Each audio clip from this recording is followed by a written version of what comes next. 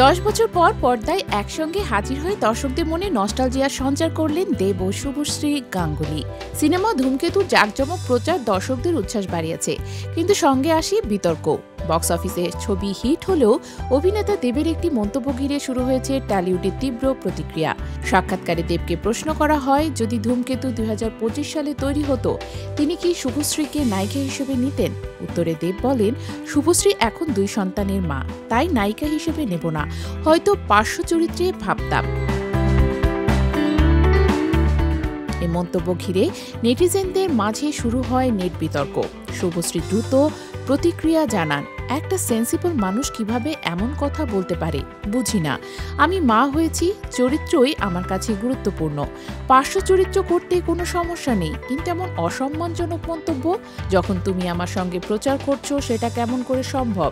তার এই জবাব নতুন আলো ফেলে দিচ্ছে টলিউডের নারী অভিনেত্রীদের পেশাগত মূল্যায়ন ও মাতৃত্বের সঙ্গে ক্যারিয়ারের মিলনের প্রশ্নে।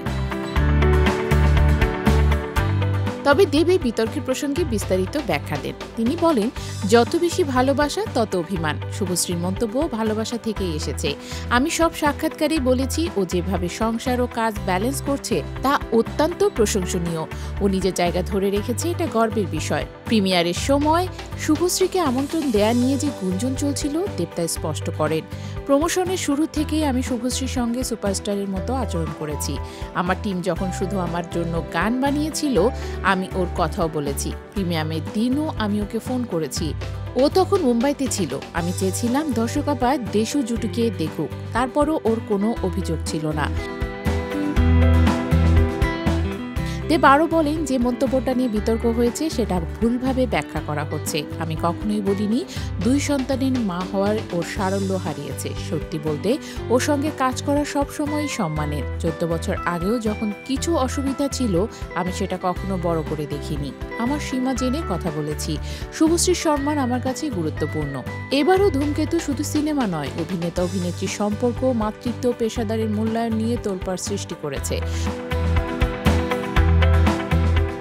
দর্শকরা এখন কৌতূহলে অপেক্ষা করছেন, ভবিষ্যতে দেব শুভশ্রী আবার বড় পর্দায় একসঙ্গে দেখা যাবে কিনা।